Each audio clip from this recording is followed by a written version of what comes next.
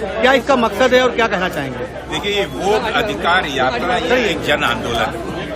ये एक क्रांति का रूप ले चुकी है, जो कि पूरे देश में बच्चे बच्चे की जुबान पर, देश के हर उस सही सोचने वाले नागरिक की जुबान पर वोट चोरों से मांग की जा रही है कि वो तुरंत गद्दी छोड़ें। क्योंकि आज वोट चोरी कर और चुनाव आयोग का दुरुपयोग कर जो लोग सत्ता में बैठे हैं, उन्हें सत्ता पर बैठने का कोई भी नैतिक अधिकार नहीं है। ये वो लोग हैं जिन्होंने पिछले वर्षों में वोटों की चोरी, जिसका अधिकार डॉक्टर बाबा साहब आम्बेडकर जी ने इस देश के हर एक नागरिक को, भले ही किसी वर्ण का, किसी जात का, किसी समाज का हो, लेकिन गरीब से गरीब और अमीर से अमीर और सबसे बड़े पद पर आसीन हर एक व्यक्ति को मात्र एक वोट का अधिकार दिया था। और इस एक वोट के में इतनी ताकत इस संविधान ने उसे दी थी कि वो इस देश की दशा और दिशा आने वाले समय में किन विचारों के चलते हुए किसे वो इस देश की जिम्मेदारी सौंपना चाहता है, उसकी एक बहुत बड़ी नैतिक जिम्मेदारी इस देश के नागरिक को दी थी। चुनाव आयोग ने जिस प्रकार से, भारतीय जनता पार्टी ने, भाई आदरणीय मोदी जी ने जिस प्रकार से चुनाव आयोग को अपने चुनाव यंत्रणा का एक अंग बनाकर इसका पूर्ण रूप से दुरुपयोग किया, जिसका सबूत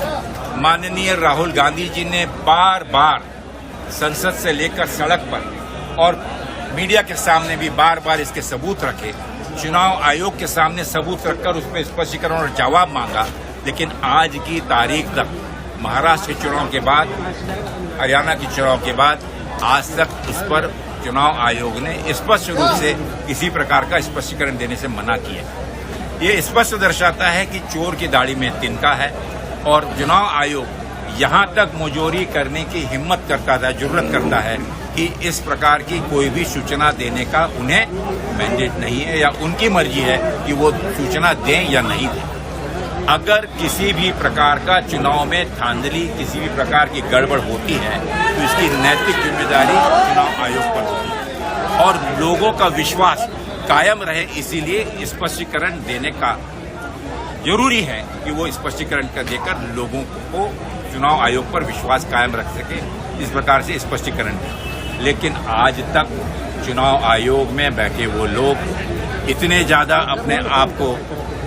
विश्वसनीय समझते हैं कि माननीय मोदी जी आने वाले समय में भी कोई भी उनका बाल बांका नहीं कर सकते। लेकिन कांग्रेस पार्टी, आदरणीय राहुल गांधी जी और कांग्रेस का और देश का हर एक नागरिक चुनाव आयोग से ये मांग करता है कि वो जो प्रश्न राहुल गांधी जी ने, चाहे कर्नाटक हो, चाहे बनारस हो, चाहे लखनऊ हो या अन्य जगह पर जहां जहां से शिकायतें दी हैं, महाराष्ट्र और हरियाणा से,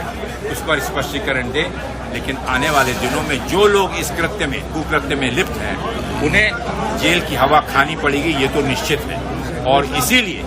ये जो रैलियों के माध्यम से एक जन जागरण का आंदोलन शुरू है, इस आंदोलन के माध्यम से लोगों में इतनी जागरूकता पैदा हो गई है कि चुनाव की जो हमारी वोटर लिस्ट है, जो मतदान की सूची है, उसका पूर्ण रूप से निरीक्षण कर हर वार्ड में, हर गांव में, हर घर में इस चीज को सुनिश्चित किया जाएगा कि किसी इस प्रकार का मौका चुनाव आयोग को ना मिले जहां पर वो गड़बड़ कर सके। बिहार में विपक्ष के 3 बड़े नेता इस समय चुनाव को लेकर सक्रिय हैं, क्या लगता है बिहार में क्या रिजल्ट रहेगा? देखिए, बिहार में जिस प्रकार से जनता सड़कों पर राहुल गांधी जी के साथ वोट चोर रैली के माध्यम से, मतदान अधिकार रैली के माध्यम से निकली है, ये स्पष्ट दिख रहा है कि भारतीय जनता पार्टी की सरकार या वहां पर नीतीश जी की सरकार पूर्ण रूप से हार चुकी है। मात्र वोट की औपचारिकता बाकी है। हमें पूरा विश्वास है कि इंडिया गठबंधन के साथ ही एकजुट होकर मिलकर वहां पर एक मजबूत लोकतांत्रिक संविधान पर विश्वास करने वाली सरकार स्थापित करें। अगर आप ये वीडियो YouTube पर देख रहे हैं तो हमारे चैनल को सब्सक्राइब कर बेल आइकन दबाएं और Facebook पर देख रहे हैं तो हमारे पेज को लाइक करें।